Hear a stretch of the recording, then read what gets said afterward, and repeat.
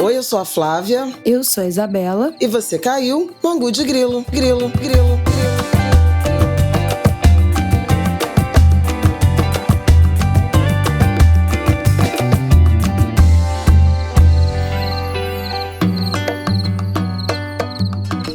Oi, gente! Uma pessoa completamente sem voz nesse primeiro Angu de Grilo do ano. E outra parcialmente sem voz. Ninguém venceu a faringite, sei lá, da virada do ano. Não rolou gastroenterite na nossa família, pelo menos, que teve aí um surto legal, né, nessa virada de ano desde o Natal. Mas essa faringite acabou. No sábado eu estava apenas na leitura labial, não saía nada. Ontem, domingo, eu fiquei completamente muda o dia inteiro, sozinha, para não falar, para tentar recuperar a voz para esse Angu de Grilo de hoje. Então, essa voz aqui é o melhor que eu consegui nos últimos 3 dias. É isso que tem para esse Angu de Grilo. Ou é isso ou é nada, mas vamos começar esse ano. Tudo bem, Flávia?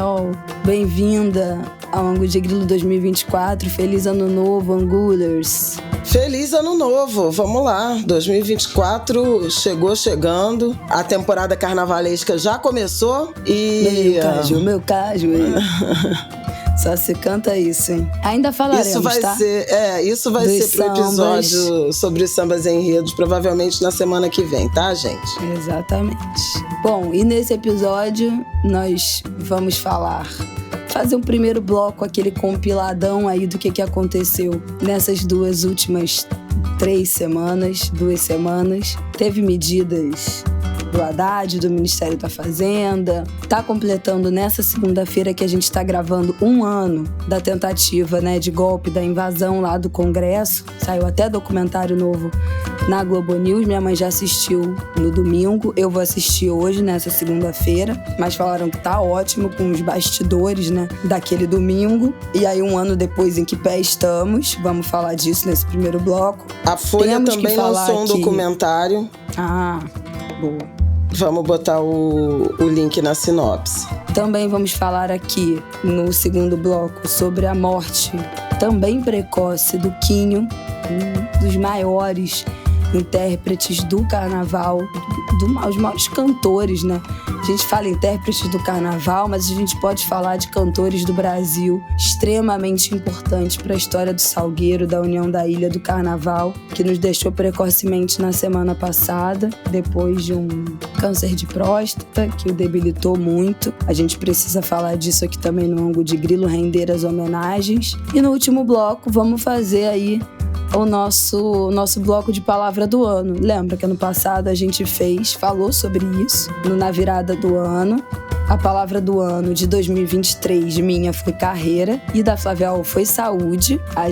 Vamos atualizar aí em que pé nós ficamos em 2023 e já jogar nossas palavras do ano de 2024. Vários de vocês marcaram a gente nessa virada de ano, escolhendo suas palavras, escolhendo as metas do ano, lembrando do nosso Angu do ano passado. Então é válido a gente voltar aqui para abrir esse ano de 2024. Vamos então. Bom, Flávia, vou te passar a palavra, porque você é a nossa especialista. Só nossa especialista em economia política no Angu de Grilo, mas quem de fato trabalhou nessas últimas 3 semanas, porque eu estava de férias. Eu estou voltando hoje à minha vida, porque entrei de férias junto com o Martin. Martin começou hoje na colônia de férias e hoje eu estou voltando a trabalhar. Então, se você me perguntar o que aconteceu neste país nas últimas 3 semanas, eu não tenho a menor ideia. Mas teve novas medidas do Haddad e o que vem por aí, porque ainda estamos tudo de recesso, então é só um grande vem aí, né? Adoraria poder dizer que não tô sabendo de nada, tô completamente exausta e dessa vez não é por farra, não é por samba, não é por eventos, é pelo trabalho, né? Dei plantão desde 26 de dezembro no plantão do Réveillon. A semana do Natal é sempre muito agitada e emendei com o fim de semana, então tá bem cansativo, né? Foi uma escala de trabalho assim bem pesada e algumas coisas aconteceram, quer dizer, acho que dá para fazer um aceno em relação a um restante de janeiro com alguma tensão política no ar, à espera do início do ano legislativo, no início de fevereiro. O Congresso está em recesso, mas está tensionado. A gente tem uma medida provisória que o ministro da Fazenda, Fernando Haddad, publicou, juntamente, quer dizer, Lula assinou, mas uma medida Lula-Haddad, fazendo alguns ajustes para aumentar a arrecadação. É menos aumentar a arrecadação e, a meu ver, mais tentar instituir, restabelecer alguma justiça tributária, porque o Haddad propôs, na medida provisória, praticamente a derrubada daquela lei de desoneração dos 17 setores que mais empregam, né, a desoneração da folha de pagamento.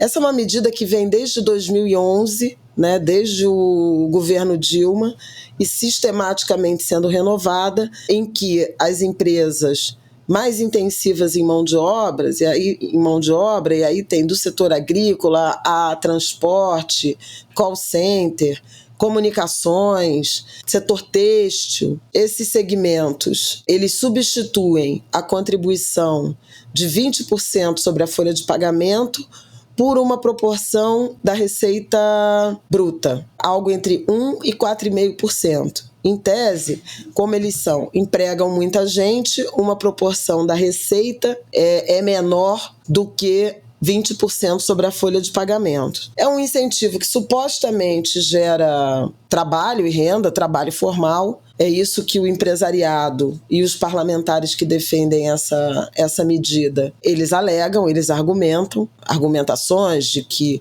desde 2019 o emprego nesses 17 setores aumentou 18%, enquanto na média da economia aumentou 13%, mas há estudo do IPEA, do Instituto de Pesquisa Econômica Aplicada, dizendo que essa desoneração, e portanto é uma renúncia, né, fiscal, é uma espécie de incentivo fiscal, ela não produziu como resultado aumento de emprego, olhando aí num horizonte de tempo mais longo. Quem é crítico dessas medidas chama atenção para a necessidade de você ter umas regras mais, digamos assim, amplas, em vez da escolha de setores, né, que seriam beneficiados. A queda de braço está posta, porque essa medida, a prorrogação até 2027, foi aprovada pelo Congresso Nacional com votação muito expressiva, e tão logo a medida entraria em vigor, na virada do ano,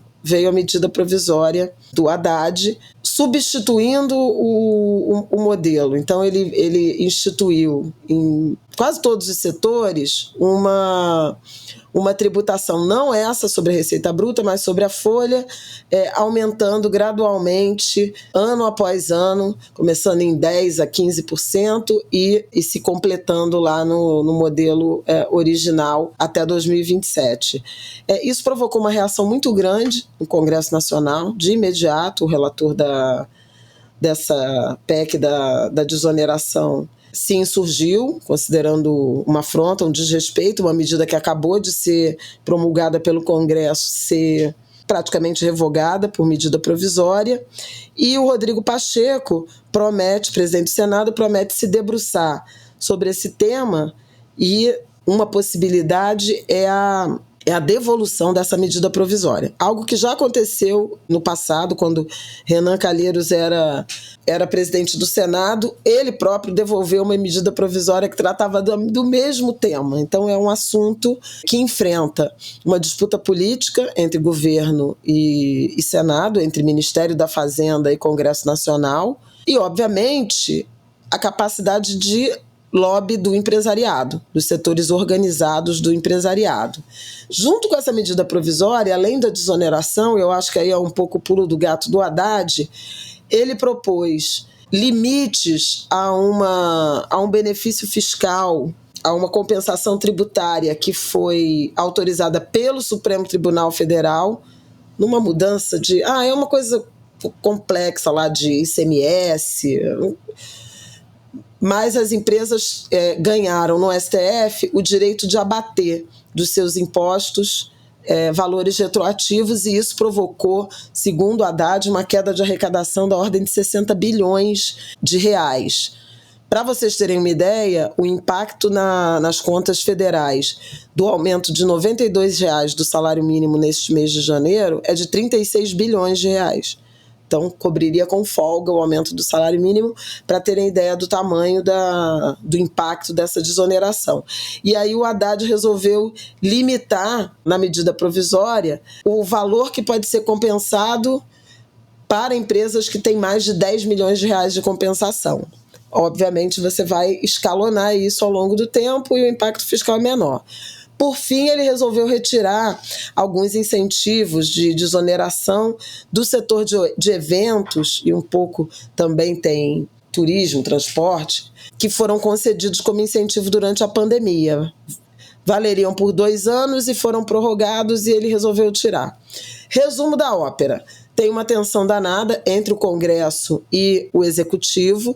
A intenção do Haddad é mexer com isso, repor recursos orçamentários para perseguir aquele famoso déficit zero da discórdia. E eu acho que o Congresso tem se insurgido mais pela desoneração da folha do que pelas 2 outras medidas. Então, me parece que o Haddad juntou tudo numa medida provisória para gastar o mês de janeiro debatendo isso politicamente, e muito provavelmente os setores que tiverem menos peso do ponto de vista da influência política no Congresso vão ser os que perderão seus benefícios ou privilégios na direção de manter a desoneração da folha.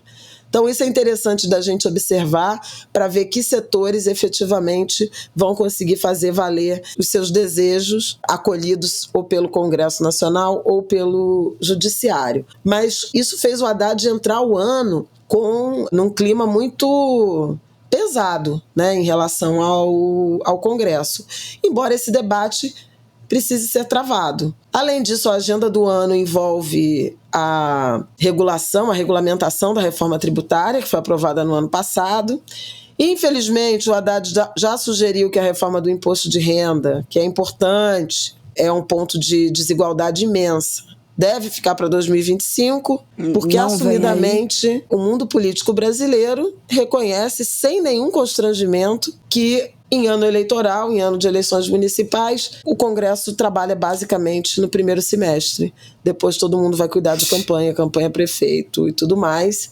Enfim, então tem essas tensões no horizonte, tem uma tensão objetiva em relação ao Lula. O Lula aprovou a Lei de Diretrizes Orçamentárias, vetando um cronograma que o Congresso Nacional impôs para o pagamento de emendas até o fim do primeiro semestre. Por óbvio, os deputados querem orientar nacos, né, de distribuição do orçamento para se cacifarem com o eleitorado na eleição municipal. Há uma articulação que pode levar à derrubada desse veto, o que engessa ainda mais o orçamento do Executivo. Também vetou uma chamada emenda ao artigo patriota, que foi proposto pelo deputado Eduardo Bolsonaro e aprovado no Congresso Nacional, embora não faça o menor sentido. É totalmente uma iniciativa para chamar a atenção do eleitorado da extrema-direita. Tem coisas como não permitir que recursos públicos do orçamento vão para financiar ou cobrir gastos com aborto fora das autorizações legais, como se houvesse alguma rubrica orçamentária para financiar aborto fora da... Como assim, gente? Ele lançou um rol de não pode usar dinheiro do orçamento para redesignação de gênero de crianças e adolescentes, como se isso fosse feito. Mas isso não está previsto em lei, isso não existe.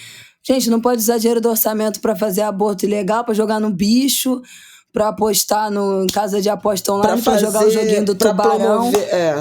Para promover, isso tá na lei, isso, o joguinho do tubarão não, mas o que tá na lei também é promover, fazer apologia da família, da família não tradicional. Gente, olha, é absolutamente surreal, mas isso tá enfim, Lula vetou e isso está acontecendo no nosso mundo político. Tem uma articulação de reaproximação de Lula, né, do seu governo aos evangélicos, e nessa direção pode ser que o governo apoie a PEC da isenção tributária total para templos, para todo tipo de igreja, de religião. Isso tem recebido muitas críticas. O Lula sancionou a lei, né, o projeto Não é Não, que orienta casas noturnas, bares, restaurantes, espaços de eventos a criarem um protocolo de atenção, de assistência a mulheres em situação de violência. Isso já existe em algumas localidades do país, espontaneamente por parte de algumas casas noturnas e tudo mais, ou por legislação municipal ou estadual, mas agora é uma lei nacional. No entanto, igrejas e templos foram vetadas de cumprir essa legislação, e isso recebeu muita crítica no campo do feminismo.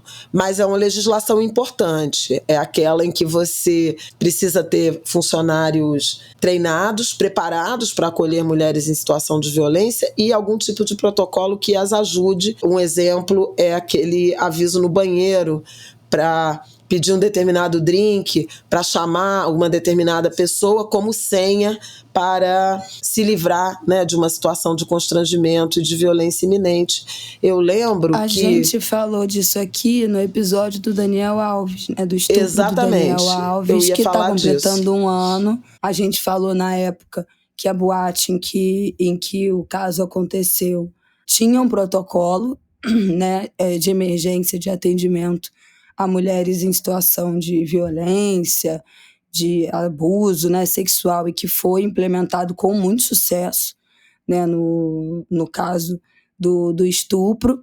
Caso esse que está fazendo um ano, ele está fazendo um ano preso, e na última semana, inclusive, na penúltima semana, a mãe dele divulgou a identidade da vítima, né, que era mantida em sigilo. E a mãe dele teve um rompante, de indignação e divulgou uma coisa horrorosa, um absurdo. Será processada, né, pela mulher por violência psicológica e por ter divulgado a informação que estava em sigilo de justiça, né, em proteção à vítima, e teve a sua identidade divulgada criminosamente pela mãe do Daniel Alves.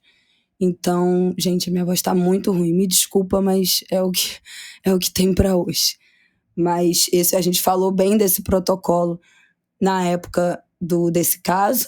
Tá fazendo um ano, né? Foi no primeiro episódio do Ângulo de Grilo do ano passado, se eu não me engano. E agora esse projeto nacional extremamente importante. Bom, dito isso, em termos do que é a agenda mais urgente, né, do ponto de vista da relação do legislativo com o executivo, lembrando que o Congresso derrubou, né, o veto do Lula ao marco temporal, e isso deve ser judicializado. Então, mais um capítulo, aliás, já está sendo, né, judicializado. Então, mais um capítulo da tensão entre o Legislativo e o Judiciário e o Supremo Tribunal Federal. A gente segue com algumas rusgas, e o Sérgio Abrantes chama de desequilíbrios, né, da relação entre os poderes, típicas do nosso tempo. Outra coisa que a gente deve observar bastante esse ano é a Argentina, né? O Milei mandou um pacote com mais de 300, quase 400 medidas. Tem uma grande manifestação, tem greve geral sendo convocada para 24 de janeiro, e isso vai medir um pouco apoio popular, né? Ele anunciou tarifaço, a inflação está galopante, e a Justiça acolheu pedidos da CGT, que é a Central Geral de Trabalhadores, uma entidade sindical muito ligada ao peronismo, para revogar as medidas que diziam respeito à reforma trabalhista, dizendo, sob a alegação de que não havia urgência para se tomar essa decisão de uma reforma trabalhista por decreto presidencial. E aí é, ao mesmo tempo, um sinal de a Justiça impondo freios a arroubo, vou chamar assim, autoritário do Milei, de resolver tudo por decreto, e uma central sindical, uma entidade sindical fazendo frente, né, assumindo aí a linha de enfrentamento ao presidente de extrema-direita. Isso é para a gente acompanhar. Ao longo desse ano, o Lula está prometendo viajar menos ao exterior e ficar mais e circular pelo Brasil. Chamo a atenção para o fato de que ele foi muito criticado pelo excesso de viagens internacionais no ano passado. Quem é do mundo das relações exteriores acha que era uma agenda, um calendário absolutamente necessário a partir da eleição. Ele já viaja logo depois de eleito para a COP27 no Egito e por aí vai. Visitou a Argentina, visitou o Uruguai, visitou Estados Unidos, visitou China, fez agendas com organismos multilaterais, visitou a Europa, justamente num esforço pela reaproximação do Brasil a parceiros comerciais e reinserção do Brasil ao multilateralismo, em particular para recuperar o protagonismo na área ambiental. Feito isso, e como esse ano o Brasil é o presidente do G20, as atenções um pouco se voltam para o Brasil. É muito provável que o Lula receba mais líderes estrangeiros aqui. Aliás, o Rio de Janeiro está cheio de peças, mobiliário urbano, peças publicitárias de Rio, capital do G20, porque a reunião vai ser aqui no Rio, e ele quer viajar pelos estados, obviamente também querendo colher algum fruto pelas eleições municipais, né? Essa disputa tá na rua. Isso aí eu acho que é o que dá para falar. Bom, terminamos o ano de 2023 com indicadores econômicos muito positivos, né? A Bolsa de Valores terminou acima de 134 mil pontos, o maior nível da história. O PIB deve crescer perto de 3%, dado final ainda não saiu, mas as projeções são de 2,8%, 2,9%, 3%. A inflação deve ficar dentro da meta. A projeção é de 4,46%, 4,5%, e o teto da meta é 4,75%, né, em 2023. Houve deflação em vários momentos no preço dos alimentos, embora eles estejam em tendência de alta desde dezembro, porque essa temporada de verão ela é de inflação maior nos alimentos. Tivemos um saldo recorde inédito na balança comercial, 98,9 bilhões de dólares de saldo comercial. Exportamos mais de 100 bilhões de dólares pela primeira vez para a China e exportamos ao todo quase 340 bilhões de dólares. Isso é bom, isso dá segurança e estabilidade, né, às contas externas. Então, o Brasil muito imune à vulnerabilidade externa. A safra foi recorde, superior a 310 milhões de toneladas. Deve cair um pouco esse ano por conta do El Niño, mas ainda assim tende a ser em 2024 o segundo melhor resultado da história, atrás apenas de 2023. Que mais? Salário mínimo com um aumento de praticamente 7%. Desde o ano passado, né, desde de maio, portanto, no terceiro mandato de Lula, o salário mínimo já subiu R$110. Isso é um ganho no poder aquisitivo da população, inequívoco. Desenrola, Bolsa Família, restabelecido. Uma medida importante de que agora a dívida com cartão de crédito não pode te perguntar isso.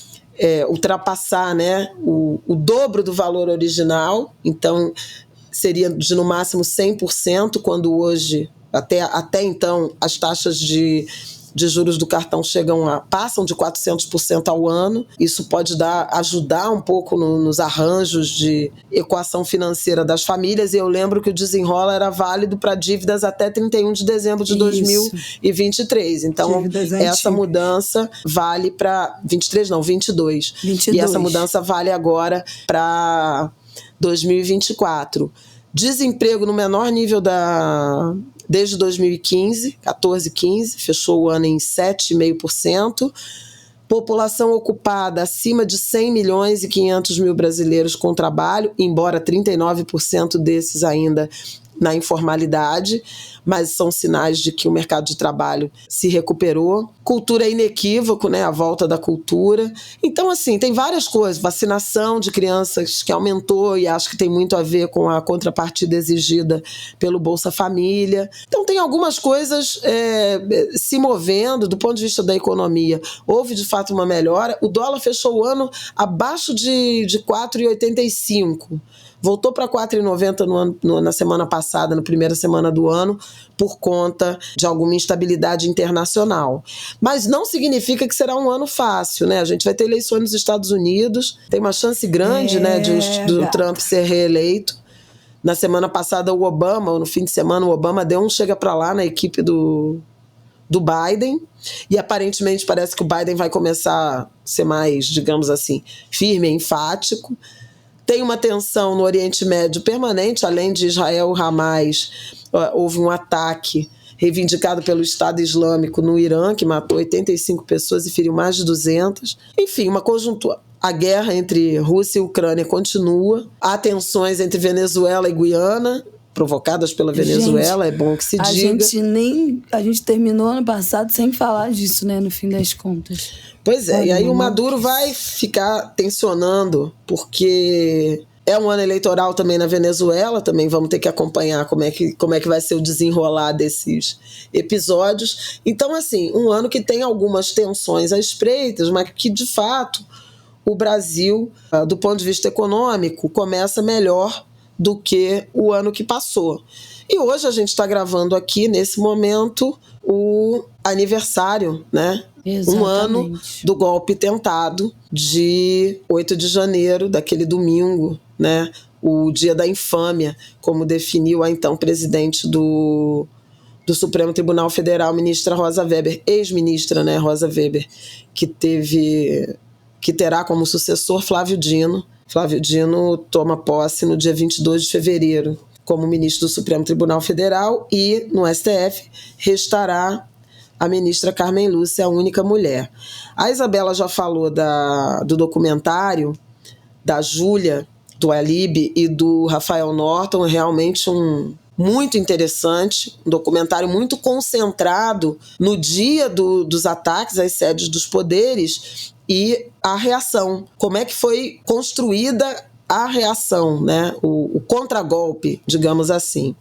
É muito interessante, tem muitas imagens exclusivas, inclusive de Lula em Araraquara, né, onde ele soube de tudo, assinou o decreto de intervenção na segurança pública do Distrito Federal. Eu recomendo, no Globoplay já está disponível o documentário da Júlia, e na quarta-feira, também conhecida como Amanhã para os Angulers, né, 10 de janeiro, depois do BBB ele vai passar na TV aberta, na TV Globo. Então é uma oportunidade.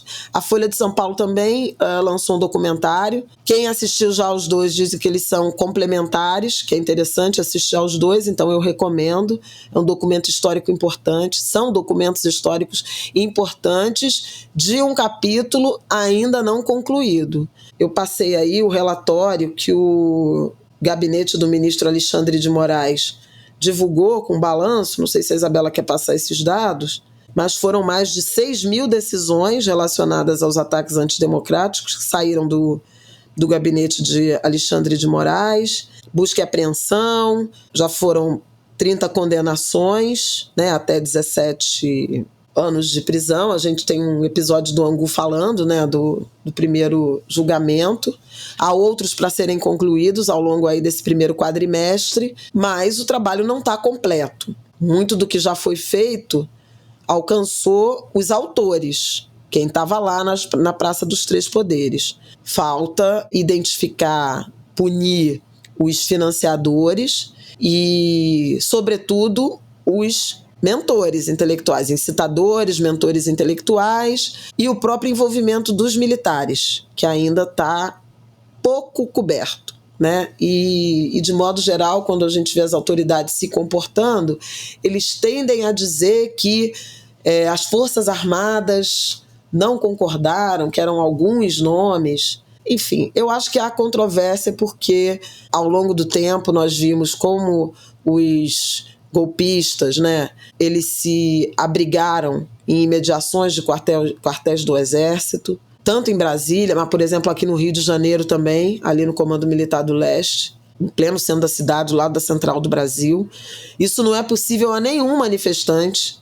Então, no mínimo, uma autorização tácita. Era importante para a democracia brasileira identificar essas figuras, né? Quem acobertou, quem por atos ou omissões, né, acabou apoiando esse movimento golpista, felizmente fracassado. Como eu disse no meu primeiro comentário no dia 8 de janeiro, na noite de 8 de janeiro de 2023. Mas é um dia a ser lembrado pela tentativa infame, por desnudar do que essas pessoas foram capazes, até onde elas iriam e foram, e a disposição das instituições. Gente... Deixa eu ir falando os números, que tem alguns aqui que eu acho que vale a pena ressaltar, enquanto Flávia Alves está tendo uma crise de tosse, estamos as duas com tosse hoje. Tem uma coisa que eu acho, dos números que ela falou, tem alguns que eu acho interessante ressaltar, que naquele domingo foram 243 pessoas detidas em flagrante na Praça dos Três Poderes, 1.929 pessoas conduzidas dos quartéis para a Academia Nacional de Polícia, né, que foram detidas dos quartéis. Naquele mesmo dia, dessas todas, 775 foram liberadas. De todas essas que foram detidas nesse dia, atualmente 70 pessoas ainda estão presas e sendo investigadas em dezembro, ainda estavam presas, né, em dezembro de 2023. Então, daquelas mais de 2.000 pessoas que foram detidas e conduzidas naquele 8 de janeiro de 2023, quase 800 foram liberadas no mesmo dia e 70 continuam presas e seguem sendo investigadas. Ao longo do ano passado, mais 81 prisões aconteceram durante operações policiais e ainda existem, nesse momento, já são 30 pessoas julgadas e condenadas pelos crimes mais graves, com penas que chegam até 17 anos de prisão, e existem mais 146 ações penais previstas para julgamento até abril de 2024. Então, nos próximos 4 meses, mais 146 ações penais serão julgadas. Então, essa história não acabou, né? Continua e segue aí por 2024 adentro, completando um ano. E esse é o balanço desse um ano, desse aniversário, desse golpe tentado, desse golpe fracassado, mas que ainda tem seu desenrolar aí pelo meio do caminho. Eu dizia que foi importante, né, para a gente ver até onde essas pessoas seriam e foram capazes de ir na direção de reagir, golpear a democracia e reagir ao resultado das urnas. E a capacidade das instituições, dos líderes políticos de reagirem a isso, né? Foi uma tarde e noite de decisões precisas e rápidas, né? E eficientes, né? E aí eu queria chamar a atenção para 2 episódios, porque assistindo ao documentário da Júlia, é impossível não pensar o quanto a estrutura de poder no Brasil, ela é masculina e branca, à exceção do Flávio Dino, né? Todos os homens que aparecem nessa cadeia de comando são homens brancos, de meia idade ou idosos, mas sobretudo homens brancos. Então é quase uma inexistência, né, de figuras femininas, de diversidade. E, no entanto, 2 personagens absolutamente fundamentais na defesa da democracia naqueles dias 8 e 9 de janeiro de 2023 foram mulheres. São mulheres. Janja, a primeira-dama, Rosângela Silva, é ela que, quando a solução de GLO, de garantia da lei e da ordem, né, que é a militarização, entrega das Forças Armadas no enfrentamento ao suposto golpe, foi apresentada. Ela diz não, e o Lula diz isso, a Júlia na entrevista. Foi a Janja que falou: GLO não, é isso que eles querem, você vai entregar o poder para os militares. E foi fundamental porque Lula não aceita a GLO que era uma exigência do Exército, que era uma sugestão do ministro da Defesa, José Múcio, que esteve no cardápio de possibilidades apresentados por Flávio Dino, ministro da Justiça. Então, acho que tem um papel fundamental de uma mulher em apontar o risco, em ler a conjuntura, apontar o risco.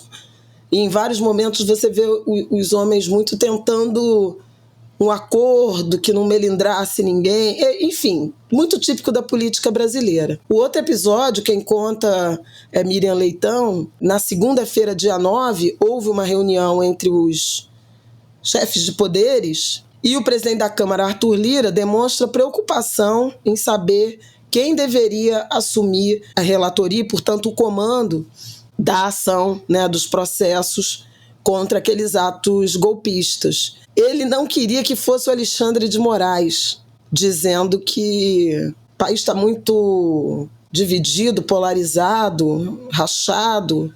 Talvez fosse melhor não ser o Alexandre. E a Rosa Weber, então, presidente do Supremo Tribunal Federal, diz: o relator é o Alexandre. Então, assim, acho que são... E a gente sabe que, enfim, tudo que se deu a partir dali, né, foram desdobramentos dessas duas decisões. Não ser GLO e o relator ser o ministro Alexandre de Moraes. Aí você tem que assistir não só o documentário, como ouvir o podcast Alexandre, da Thaís Bilenque, que tem também, além dos bastidores das eleições, fala também do 8 de janeiro. Então, tem que ouvir. Pode também ouvir o podcast Jogo de Cartas, que fala do papel das mulheres na Constituinte, embora fossem em número absolutamente residual. Então, assim, isso é para quem ainda acha que diversidade não é importante, isso é para quem ainda acha que é esse desenho de poder que nos representa. Não é. E, crescentemente, você olha as instituições democráticas, né, cada vez mais masculinas e resistentes à presença feminina, e eu tenho refletido muito sobre isso, né, sobre o que isso significa e sobre em que medida vale insistir, porque as pessoas leem a diversidade como se ela tratasse somente de um grupo, né, populacional, quando, na verdade, os diversos se debruçam sobre o coletivo. Mulheres não estão falando sobre o melhor para as mulheres, e pessoas negras e indígenas não estão falando sobre o melhor para os negros ou para os indígenas. Mas, enfim, esse é tema de outro podcast, eu acho de outro ângulo, né? Mas eu acho importante destacar esse protagonismo feminino, essa importante participação de duas mulheres no enfrentamento ao golpe, porque a história é muito tratada, né, escrita e vocalizada pelos homens que estão no poder. Eu acho que é isso, né? É isso. Vamos então para o nosso próximo bloco. Bom, então vamos para o nosso segundo bloco para a gente comentar não só a morte do Quinho, mas vida e obra, né? Eu acho que ele foi extremamente importante para o carnaval, para a cultura popular brasileira. O Quinho morreu na quarta-feira passada, no dia 3, aos 66 anos.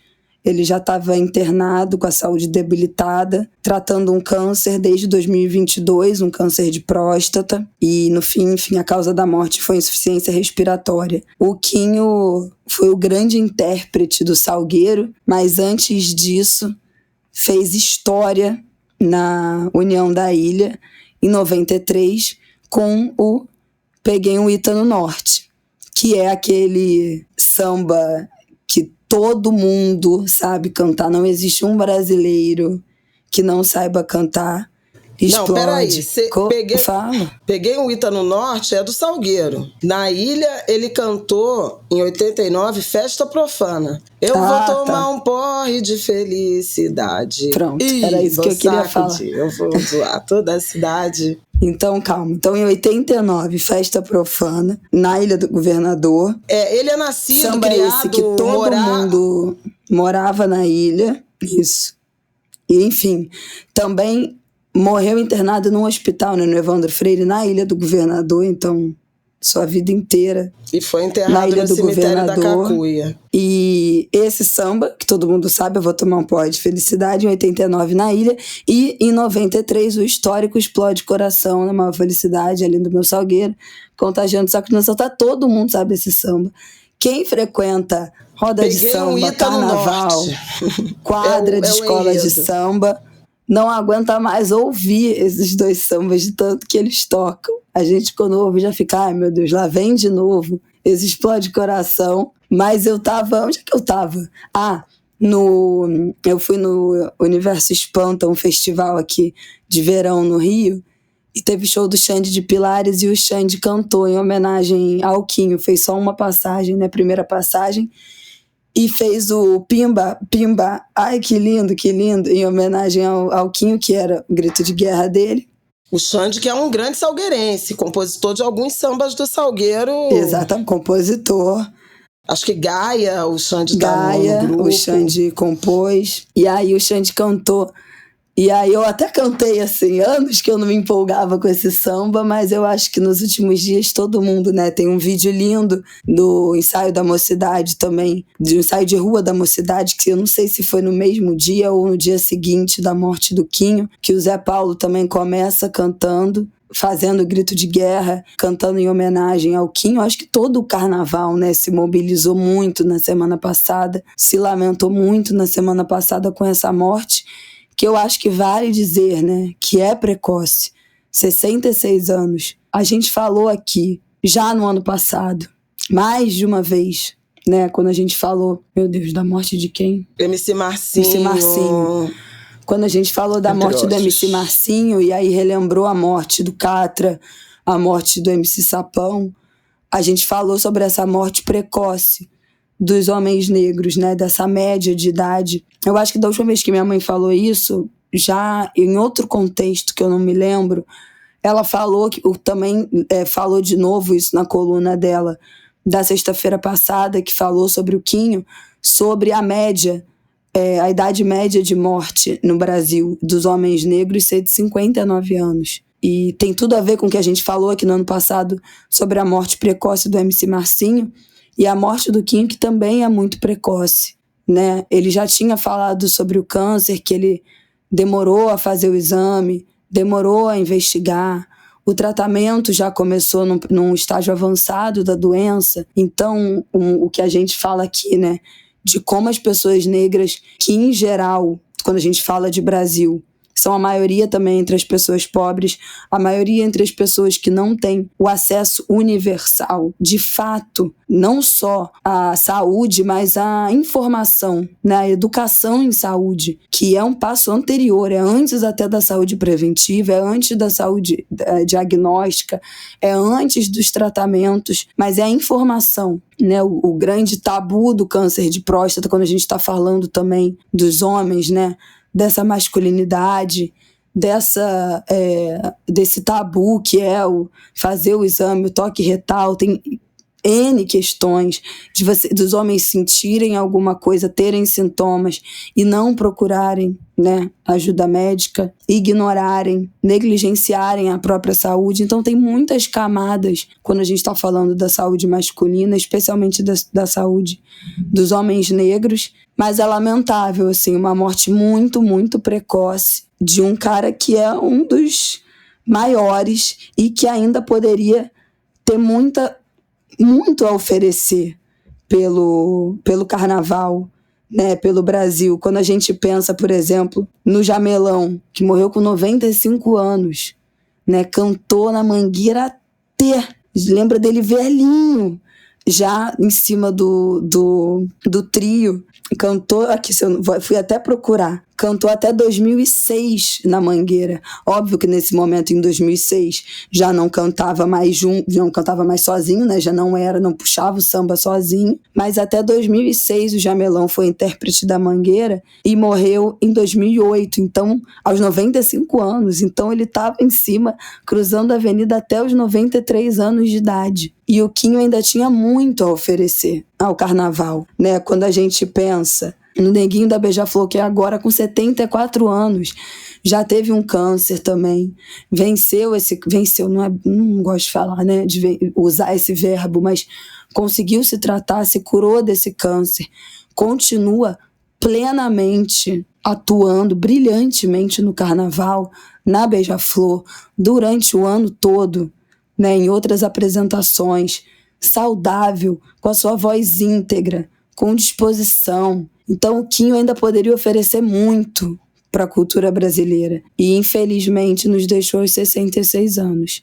É um filme repetido que a gente já viu, mas o Quinho foi muito, eu acho que, homenageado, exaltado, reconhecido também em vida. Não é a regra para homens negros, artistas do samba, mas eu acho que ele pôde também colher em vida os louros do tamanho que ele tinha.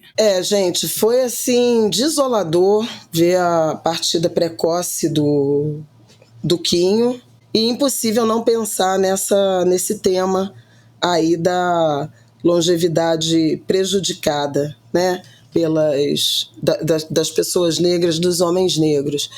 Me chamou a atenção em particular porque o Quinho, ele deu uma entrevista em fevereiro de 2023 para Sara Alves Moura, do UOL, falando, né, do diagnóstico tardio do câncer de próstata, que pode ser efetivamente enfrentado com diagnóstico precoce, porque tem exame relativamente fácil. E o câncer de próstata é a segunda causa de morte por câncer entre os homens, atrás somente do câncer de pele, e muito tem a ver com o tabu, o preconceito, vergonha, constrangimento em relação ao exame do toque retal e a própria dificuldade de acesso à assistência, à atenção à saúde para exames preventivos de sangue. Quanta gente, né, você vê, com vários problemas. Mas ele dizia que achava que estava com alguma... na entrevista, de fato, eu achava que estava perdendo peso. Para mim, eu estava com uma infecção urinária, né, em janeiro de 22, né? Já estava sendo muito requisitado pelo Salgueiro, só foi ser examinado, buscar um médico depois que passou o carnaval. Eu lembro que aquele carnaval foi em abril, né? Foi quando teve aquele desfile fora de época, e aí já com a biópsia se descobriu que era um tumor maligno. Vai fazer um ano, dia 14, que eu vi o Quinho pela última vez numa homenagem que o Baródromo prestou a ele e a outros sambistas, com a estrela na Calçada da Fama, né? O Baródromo é um bar temático dedicado a samba enredo, às escolas de samba. Era no centro, mas hoje está ali na região entre Andaraí e Vila Isabel. E ele estava muito emocionado, muito magrinho já, né? Debilitado pela doença, mas muito emocionado pelas homenagens, e todo mundo muito emocionado com ele cantando. Ainda era aquela voz, né? E ele agradeceu a fonoaudióloga que conseguiu fazer com que ele soltasse a voz mesmo nesse tratamento, porque ele queria estar naquela cerimônia e cantar. Depois ele apareceu no desfile do Salgueiro, dando grito de guerra com Emerson, que é um discípulo dele, Quinho, que foi discípulo de Haroldo Melodia, outro grande... E ele gostava de se chamar de puxador e não de intérprete, ao contrário do Jamelão. E ele era um grande animador da Sapucaí e protagonizou o desfile que talvez seja na história o que mais empolgou as arquibancadas. Realmente peguei um Ita no Norte, Carnaval de 1993 do Salgueiro. Até hoje, quem assiste, né, e as imagens foram muito lembradas na despedida do Quinho, elas são impressionantes, porque a Sapucaí rigorosamente inteira cantando. Foi assim, é um baita exemplo de um samba que ganhou o Carnaval, né? E depois ele voltou a ser campeão pelo Salgueiro em 2009 com tambor. Eu tive a honra, então, eu desfilei no tambor, no carro do candomblé, e então eu desfilei com a voz do Quinho, tá? Isso é para poucos. Para poucos e poucas. Ela é chiquérrima, gente. Não, ela é chiquérrima. Feliz por isso, feliz por ter dito a ele o tamanho dele nesse encontro lá do Baródromo, e sentida por essa morte precoce, né, de mais esse homem negro que poderia estar vivo se tivesse feito um exame na hora, se tivesse tido acesso à informação, se não tivesse sido rendido a tabus. E aí isso é importante da gente falar aqui no Angu, nessa temporada carnavalesca, né, o que envolve tantos homens negros, né? Mas lembrar Sim. também às nossas angulers, aos nossos angulers, sobre a importância desse diagnóstico precoce.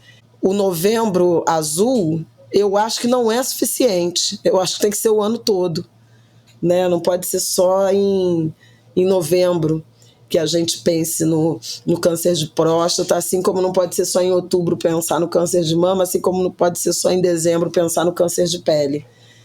E por aí vai. Eu acho que o tempo inteiro tem que ter essa atenção, essa recomendação, discutir isso. E escola de samba pode ser um espaço, né, para reunir compositores, para reunir velha guarda e falar de prevenção, né? Eventualmente, algumas agremiações que são mais bem resolvidas financeiramente poderiam, inclusive, oferecer, né, um urologista.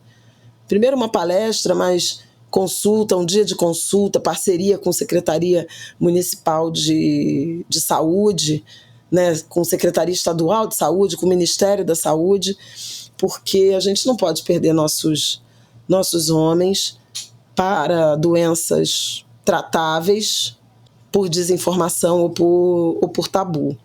Então fica a homenagem ao Quinho. No fim de semana também morreu o Zagallo, tetracampeão mundial, o último, também recebeu muitas homenagens, foi importante de ver.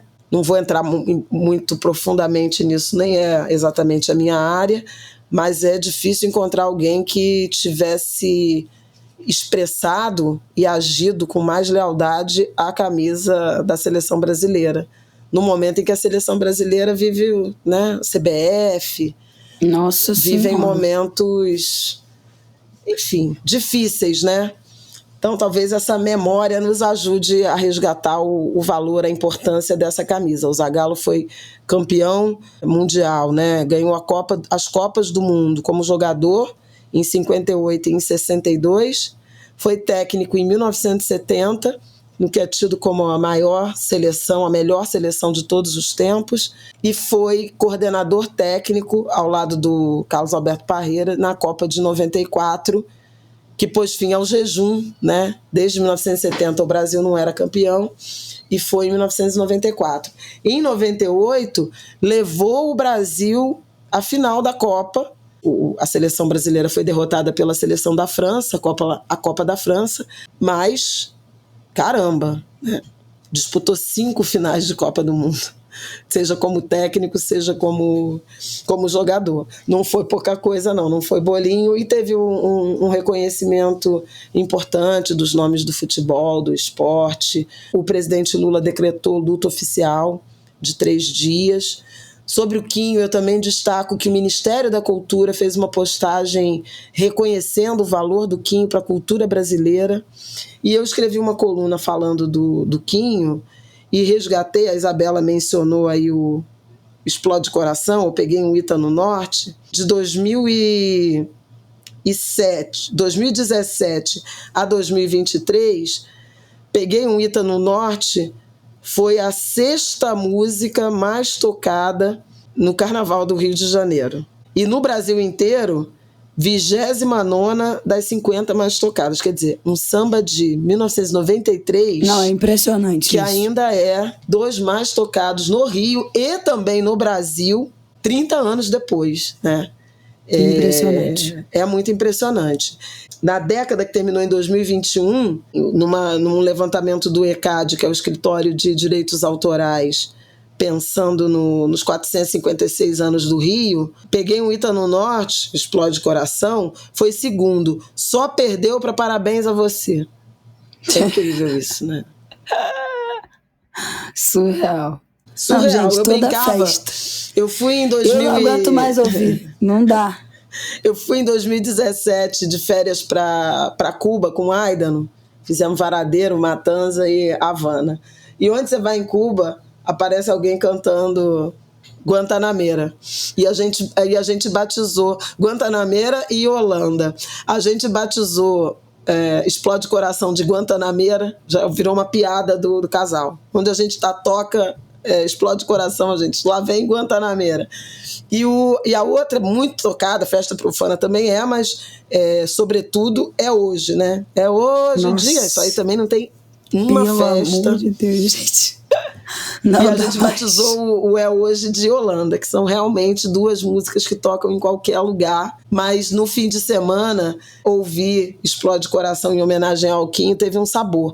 A Isabela falou da homenagem da Mocidade, mas a Mangueira também no seu ensaio de rua cantou Explode Coração, a Beija-Flor no ensaio de quadra, a Unidos da Tijuca, as escolas todas que foram ensaiando a partir da morte do Quinho, o homenagearam cantando Explode Coração na maior felicidade. E os sambistas todos nas redes também postaram, foi uma comoção. Eu queria só fechar esse bloco fazendo uma observação para que os médicos, os urologistas, os outros médicos não precisem nos mandar mensagem, nos corrigir, que é o seguinte: eu sei que o Conselho Federal de Medicina e outras instituições, organizações médicas no mundo inteiro não preconizam o rastreio de rotina e precoce nem de PSA e nem de toque retal. Mas as sociedades de urologia recomendam o rastreio precoce e o exame de teste de toque retal, que há essa discordância entre as recomendações das sociedades e dos conselhos, mas eu não vou entrar nessa discussão, é só para dizer que tem isso. Os conselhos, as organizações falam que não precisa, que não muda o desfecho final estatisticamente você fazer o exame preventivo ou não, mas que a partir do momento em que você tenha qualquer tipo de sintoma, incontinência, impotência, qualquer indicativo, qualquer coisa que esteja fora do padrão, que você deve procurar um médico, que o tratamento inicial é o que é definitivo para um desfecho de cura de um câncer de próstata. Mas eu não vou discutir quem é que está certo, quem é que está errado, eu não sou nem formada nisso, é só porque essa é uma discussão que tem tido muita repercussão no Twitter, teve muita repercussão em novembro passado por causa do Novembro Azul, essa rinha de urologistas e clínicos, enfim, rolou bastante no Twitter, não vou entrar nessa, mas só para dizer que estamos cientes dessas 2 vertentes médicas, mas a gente não vai entrar nessa aqui. Tá, é isso, podemos ir pro nosso último bloco, fechar esse episódio, começar esse ano? Podemos. Minha gente, 2024, 9 de janeiro, a gente no ano passado, na virada do ano, estivemos aqui contando a nossa palavra do ano. A de Flávia Ol foi saúde, a minha foi carreira. Vou dar um panorama, o que eu achei da minha decisão da palavra. Acho que para mim foi muito bom, foi um ano que eu realmente consegui assim, fazer coisas, focar 100% no trabalho. Foi um ano que eu voltei a viajar a trabalho, que eu dormi longe do meu filho, viajando a trabalho, que eu fiz 10 viagens ou 11 viagens de trabalho ao longo do ano. Então, foi de fato um ano que eu consegui me colocar ali no lugar que eu me propus, que era sair de uma certa estagnação depois da pandemia, depois da gravidez, depois do primeiro ano do Martin, depois do segundo ano do Martin, que foi um ano que eu me dediquei a me recuperar daquele primeiro ano. E ano passado foi o ano que eu decidi que seria um ano para dar um passo a mais profissionalmente. E foi o meu ano do sim, né? De topar coisas que eu nunca toparia em outros momentos.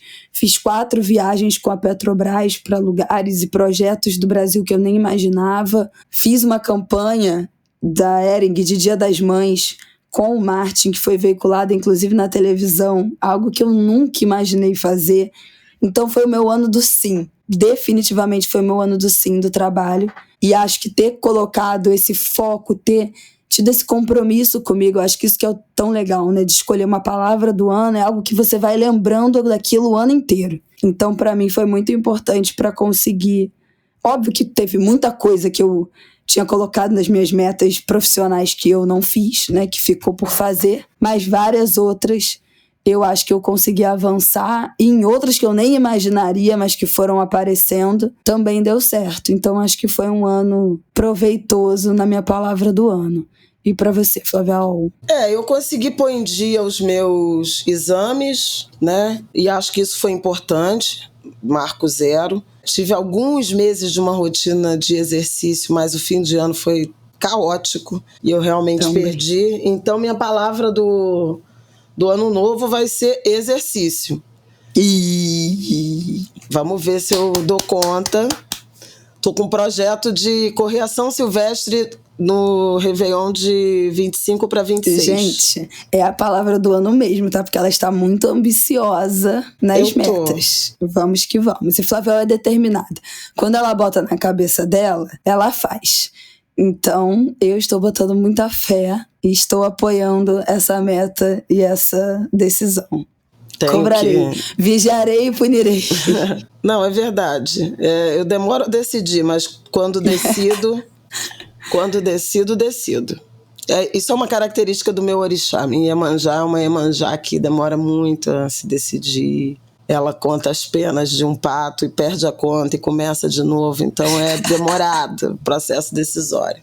Ai, não, gente. Mas, não sou enfim, assim, foi um bom ano. Foi um ano de muitas vitórias, assim, de consolidação do ponto de vista profissional.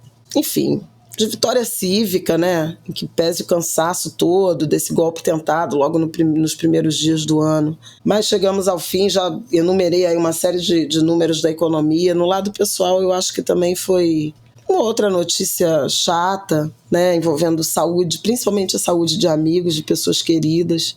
Mas foi um ano bom. Eu fui fazer um retrospecto que eu postei e depois eu tirei, porque depois eu achei, não vou fazer essa...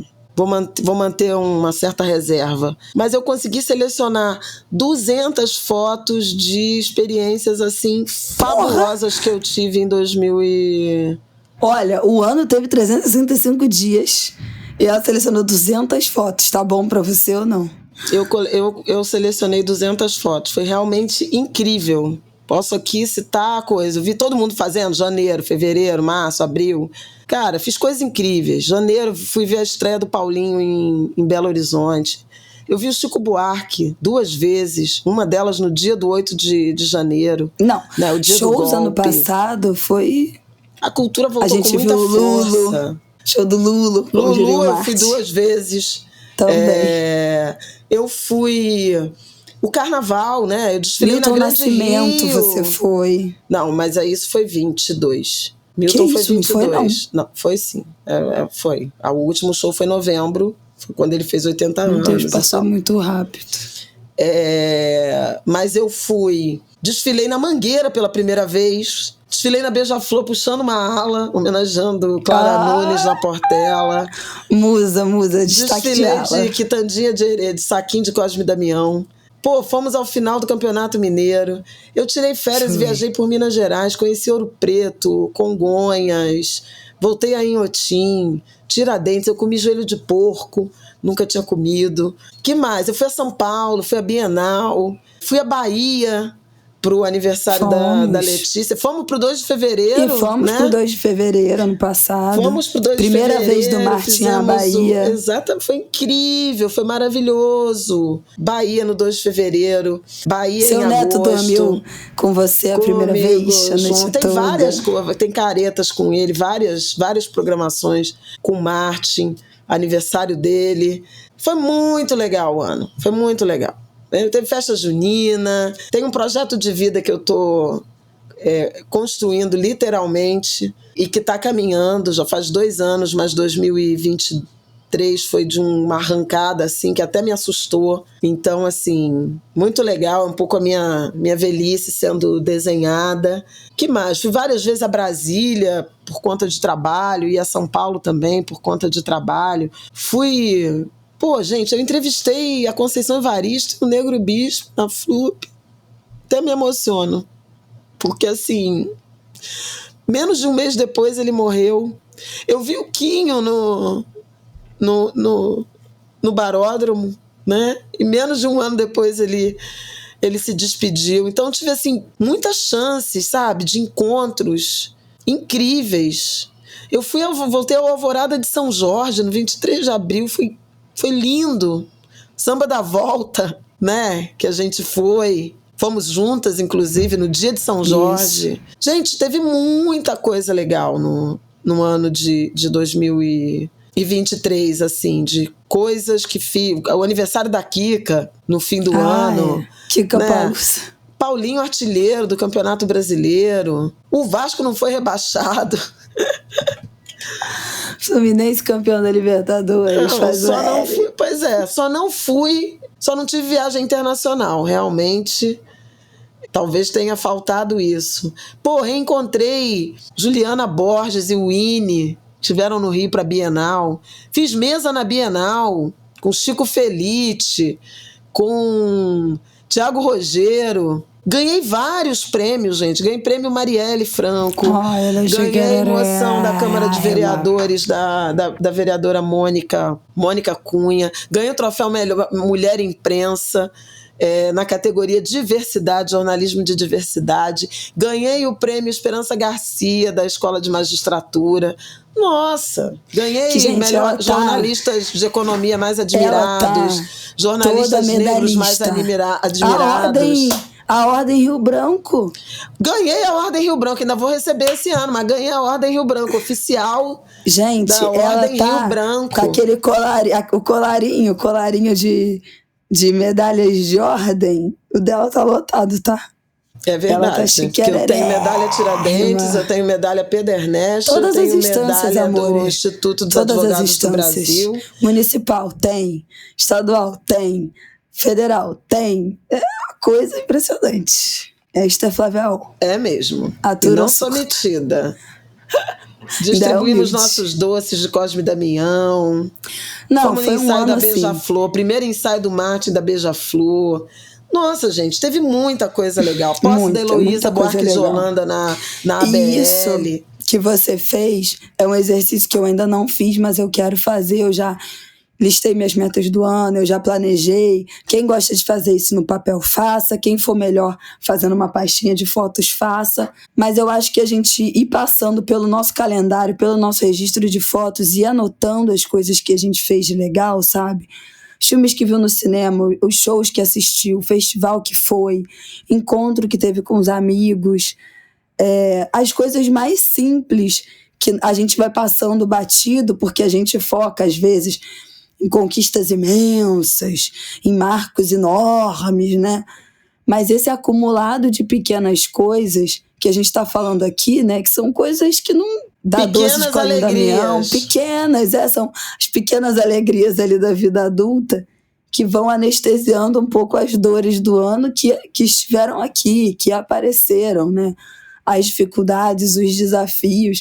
Eu acho que a gente é uma família que reserva muito a nossa vida, especialmente no que diz respeito às dificuldades. A gente não é aquela galera que gosta de ficar chorando tristeza, dividindo tristeza na internet. Eu acho que nesses momentos a gente se fecha mesmo no nosso núcleo familiar, sofre junto, em silêncio. Eu não sou assim com as minhas dificuldades, nem pessoais, nem com o Martin. Não são coisas que eu compartilho, mas não quer dizer que não são coisas que não sejam vividas, né, pela nossa família. Foi um ano extremamente difícil. Eu falei aqui que em algum momento, né, que a escola que o Martin estudava fechou abruptamente, a gente teve que colocar ele numa outra escola. Então teve uma adaptação completamente nova da nossa vida, da nossa rotina, uma ruptura de uma relação que já estava construída há mais de um ano. Ele teve em outro momento, ele se desadaptou da escola, eu falei isso no meu Instagram rapidamente, e a gente teve que fazer uma readaptação do zero já no segundo semestre, depois que ele já estava meses adaptado na escola. Então, assim, tem coisas, o tempo todo, tudo está acontecendo, tudo ao mesmo tempo agora, tudo em todo lugar, ao mesmo tempo, sei lá o nome daquele filme que todo mundo fala errado. É verdade. Mas não é porque a gente não divide publicamente que a gente não esteja também pastando aí em alguns momentos.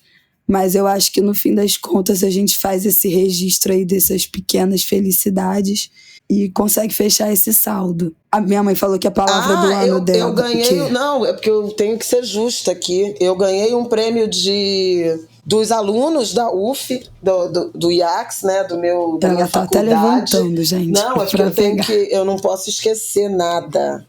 Seria muita indelicadeza. Ganhei o prêmio Glória Maria, de Mulheres Afro-Latinas Cariocas, da Prefeitura do Rio, Secretaria de Mulheres, aliás, das mãos do prefeito Eduardo Paes. Ganhei o prêmio Ubuntu, mais um, que eu já tinha ganhei o segundo, destaque no jornalismo. Gente, ela ganhou mais prêmio do que teve de meses no ano. Vocês já estão percebendo. Teve mais de um prêmio por mês. Flávio Oliveira, por trajetórias excepcionais dos alunos do IACS. Preciso lembrar disso. Um prêmio auto-intitulado. Eles deram o meu nome ao prêmio e me deram o prêmio. Claro. Eu brinquei com eles sobre... A gente falou disso aqui no Angu, né? Sobre trajetórias excepcionais, o que isso significa. Mas olha, eu falei de Nego Bispo e Conceição, mas eu fiz uma mesa na PUC com Sueli Carneiro e Tula Pires. É a afropatota. A afropatota dela. Poxa, teve Marcha das Mulheres, teve uma homenagem a Miriam Leitão e a Anselmo Góes no Prêmio Faz Diferença do Globo, que eu tive a honra de entregar a Miriam, né, uma grande influência na minha carreira. Eu recebi um prêmio também da CONAC, uma homenagem da CONAC, dos quilombolas. Fui a Brasília para isso. E a gente falou, tem um episódio que a gente falou bastante aqui. Conheci Mãe Bernadette. E a gente viu Caetano Veloso na praia. Nós 5. Então, primeiro show do Caetano, do Martinico.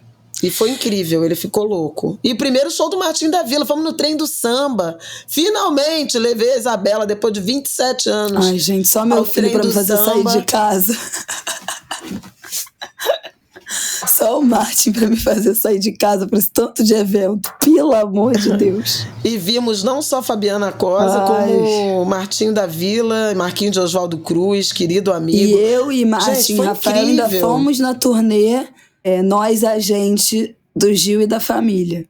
Então, que também é um show maravilhoso. Maravilhoso, minha gente, verdade. Minha mãe falou que a palavra do ano dela vai ser exercício. Ai, meu Deus do céu. Agora vai ficar... ela vai citar cada uma das 200 fotos que ela selecionou. Mãe Beata e tava aí a Ivete, né, que também perdemos. Então, gente, fica aí também, não só a gratidão pelo reconhecimento, pelos encontros. E encontro era uma demanda minha, não foi o suficiente, mas eu encontrei várias, consegui ver minhas amigas. Era uma coisa que eu comentei aqui no início do ano passado que me fez muita falta na pandemia, e eu consegui.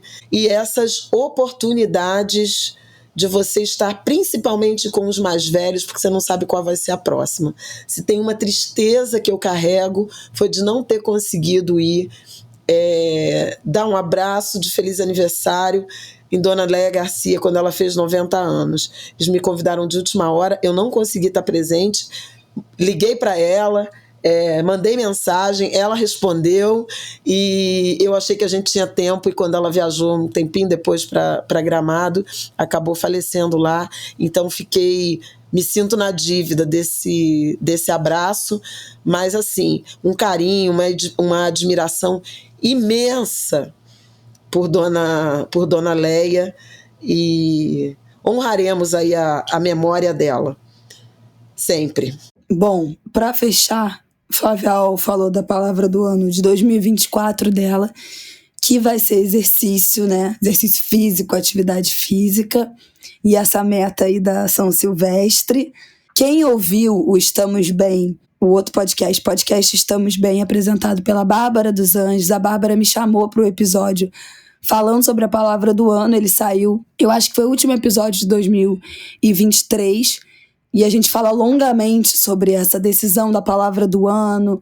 Eu fiz esse balanço com ela falou a palavra dela, enfim, vale a pena ouvir esse episódio. Mas, resumindo, minha palavra de 2024, eu decidi que vai ser conexão. E aí eu acho que tem a ver com... Como ano passado eu foquei muito no trabalho, eu acho que as minhas relações foram prejudicadas, né? Por isso, eu viajei muito a trabalho, especialmente de setembro em diante. Eu trabalhei em vários finais de semana, que não é o meu padrão, não é o que eu gosto de fazer, mas ano passado foi um ano que eu dediquei para isso. Mas aí acho que o meu tempo, a minha dedicação para o meu relacionamento foi muito menor, para as minhas amizades foi muito menor, para a disposição de estar emocionalmente entregue e fisicamente disponível para brincar com meu filho, para ter tempo de qualidade. Foi um ano que eu fiquei muito mais cansada pela dedicação ao trabalho. Então, acho que foi um ano que as minhas relações foram um pouco alimentadas, assim. Eu alimentei muito o meu trabalho, mas as minhas relações foram um pouco alimentadas. Então, eu acho que esse ano eu quero focar nisso. E eu acho que ter essa palavra do ano em mente é o que me ajuda a tomar decisões, sabe? Entre pegar um trabalho no final de semana e fazer uma viagem em família, talvez eu escolha a viagem em família, sabe? Então, eu acho que a palavra do ano é o que coloca uma pulga atrás da nossa orelha pra gente pensar pela segunda vez. É o advogado do diabo, sabe? Nas nossas decisões. Pra quando a gente for tomar uma decisão, tipo no caso da minha mãe, eu vou ficar com preguiça ou vou lá fazer meu exercício. Não, minha palavra do ano é... Meu comprometimento do ano, meu foco do ano é esse, então eu vou lá, sem vontade, com ódio, mas eu vou. Então, ano passado, eu aceitei trocentos trabalhos que eu nem pensei, eu, tipo assim, cara, eu vou, e seja o que Deus quiser. E eu fui, sabe, na cara e na coragem, e esse ano eu quero botar um pouquinho o pé no freio, para priorizar um pouco esse tempo em família, o relacionamento, as minhas amizades, e eu acho que tudo tem a ver, é uma coisa que eu falei no Conselhos de 2000, o primeiro episódio do Conselhos que você pediu, o meu outro podcast, que saiu no último domingo, é sobre prioridade, falando da importância, especialmente quando a gente está começando um ano, de entender o que é importante pra gente, o que é prioridade pra gente, qual área a gente vai focar, qual vai ser nosso foco, o que a gente vai decidir olhar com mais atenção no nosso ano, porque isso eu acho que ajuda muito a gente não se perder quando o caos do ano de fato começa. E esse ano o caos vai começar cedo porque o carnaval é cedo. E a gente sabe que a vida começa depois do carnaval e o carnaval acaba 14 de fevereiro, amores. Então, assim, o ano já tá... Tudo vai começar muito mais cedo esse ano. É um ano que tem eleição, é um ano que tem Rock in Rio, que tem festival, é um ano que tem Olimpíada. Então, é um ano muito complexo de eventos e de coisas acontecendo. Então, acho que é um ano que a gente tem que estar emocionalmente preparado porque vai ser pauleira, especialmente segundo semestre, e eu acho que entender qual é a nossa prioridade direciona muito. E o que eu falei no Conselhos foi que eu acho que a gente definir essas prioridades anuais ou semestrais, que eu acho que são o grande fio de equilíbrio pensando um médio, longo prazo da vida. Porque é impossível a gente ter equilíbrio entre todas, profissional, pessoal, emocional, família, relacionamento, amigos, em 24 horas. Não dá tempo de equilibrar todos esses pratos. Em uma semana não dá tempo, em um mês não dá tempo. Tem mês que você vai conseguir ver suas amigas, tem mês que não vai dar, tem mês que vai dar para viajar com o namorado, marido, sair com o marido, tem mês que não vai dar. Tem mês que você vai conseguir trabalhar mais, e aí outros que o filho vai ficar doente e não vai conseguir. Então, é irreal achar que a gente vai conseguir equilibrar todos esses pratos o tempo todo. E aí eu acho que o período de um ano faz mais sentido quando a gente olha o macro. E eu acho que eu tô desenhando aí esse caminho. Eu acho que as minhas últimas palavras do ano aí fazem sentido, né? Tipo, 2021 foi meu ano que eu fiquei inteiro com meu filho, me dedicando 100% a ele, trabalhando, mas com ele em casa. 2022 eu cheguei na virada do ano um caco. E aí foi o ano que eu decidi que eu ia focar no meu descanso, no meu lazer, depois de ter me acabado, né, com ele em casa nesse primeiro ano. E foi um ano que eu recusei muita coisa, muita proposta, muito trabalho, porque eu não me sentia pronta e porque eu realmente precisava descansar. Acho que eu já contei aqui que eu cheguei o Martin fez um ano e eu estava com 46 quilos.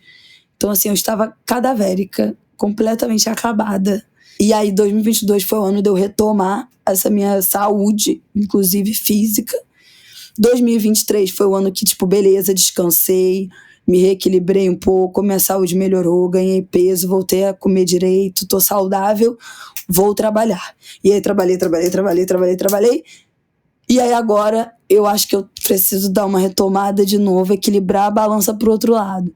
E assim a gente vai seguindo. Um ano puxa daqui, outro ano puxa dali. E aí eu acho que talvez ao longo da vida aí, eu conto pra vocês daqui a 20 anos, se eu acho que essa foi uma conta equilibrada, no fim das contas. Mas é mais ou menos esse meu pensamento que eu convido vocês também, nesse comecinho de 2024. Sem mais, né? Sem mais. Acho que então, feliz ano novo, Angulers. Que seja um ano de muita prosperidade para todos vocês, de muita saúde, saúde, saúde, saúde. A minha voz está nos últimos fiapos nesse final de episódio. Saúde, prosperidade, axé, caminhos abertos, serenidade e sabedoria na tomada das decisões. É isso que eu desejo para todo mundo. Que a gente continue e mantenha firme nossa relação aqui, Angulers. Quem não assistiu o nosso episódio especial que saiu dia 26 de dezembro, vai lá ouvir no nosso Apoiadores. Os links estão aqui embaixo. A gente soltou um episódio 26 de dezembro especial, comentando Vale o Escrito, a série sobre a guerra do Jogo do Bicho aqui no Rio de Janeiro, com Aidon André Mota, um dos consultores da série, que vem a ser o Janjo de Flávia Hall. O Janjo de Flávia Hall e meu padrasto, portanto. E mais do que tudo, o avô do Martin, né?